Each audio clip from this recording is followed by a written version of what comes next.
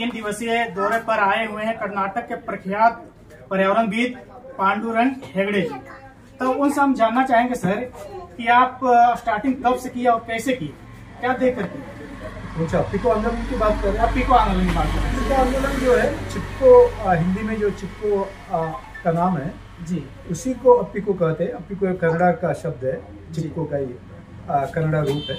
इसको 1983 में 84 में हम लोगों ने शुरू किया जंगल बचाने के नाम पर, क्योंकि जैसे यहाँ पे अभी पलामू में जिस तरह खनन से जंगल नाश हो रहा है, उसी तरह वहाँ पे बड़े पैमाने पे सागौन के पेड़ लगाने के लिए जंगल नाश हो रहा है। उसके खिलाफ हमारा आंदोलन शुरू हुआ और फिर 83 में जब शुरू हुआ, 6 साल के बाद सरकार ने बैन लगा दिया, रोक लगा दी। और इसमें मुख्य भूमिका सुंदरलाल बोगड़ा जी की थी।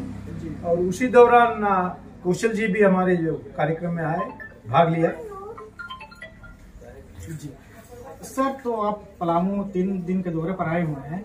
यहाँ पर जो है कि यहाँ प्रख्यात जो है पर्यावरण जो है कि कौशल जी हैं, बहुत सारे मिशन भी वो चलाए हैं, रक्षा, वन रक्षा, इस तरह करके। तो इनके बारे में आप क्या कहना चाहते हैं? मुझे तो बड़ा ताजुब हुआ कि ऐसे वन मैन मिशन में कर रहा जी, कि एक अकेला वक्त, जैसे रविंद्रनाथ टैगोर जी कहते हैं कि अकेला चलो, कोई भी इतना भी हो मुश्किल के बावजूद एक वन मैन मिशन जो जंगल को बचाने का नहीं, अपने गाड़ी में जब जाते हैं तो बस पौधा लिए हुए जाते हैं, बच्चों को जागृत करते हैं और फिर वहाँ पे पेड़ लगा के जो एक पूरा विश्वव्यापी कार्यक्रम को पलामू में उतारना, उनका बहुत ही बड़ा योगदान है। और आज जो हमने देखा वनराय की जो मूवमेंट के जरिए जो जागृति और जंगल को फिर से उजाड़े हुए क्षेत्र में जंगल को बसाया, उसको पुनर्स्थापित किया, ये बहुत ही बड़ी देन मैं समझता हूँ कि चिपको आंदोलन के जैसे ही वनराखी आंदोलन और कौशल जी का जो काम है वो वहाँ पे बताता है कि उन्होंने क्या किया। बहुत खुशी हुई है इसको देख कर मुझे। 3 दिवसों में जो देखा, बहुत ही बढ़िया काम है। आप जो है कि पलामू वासियों को क्या कहना चाह रहे हैं?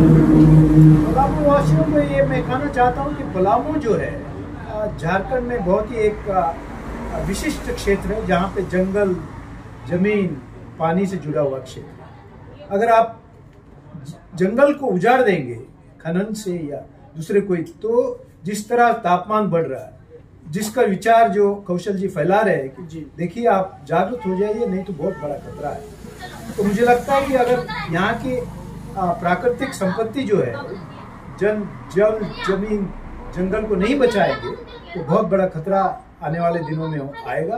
तो उसको बचाने की दृष्टि से कौशल जी के कार्य को व्यापक पूरे झारखंड में फैलाना बहुत आवश्यक है।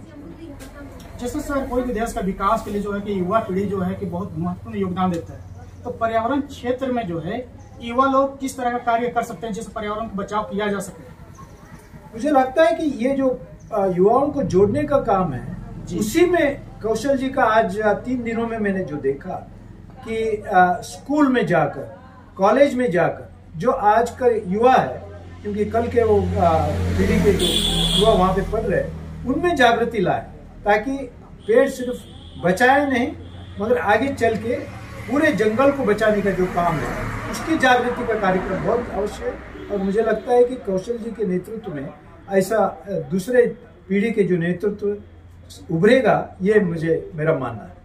बहुत बहुत धन्यवाद। हमारे संग थे पर्यावरणविद हेगड़े सर और पर्यावरणविद कौशल जी। बहुत धन्यवाद।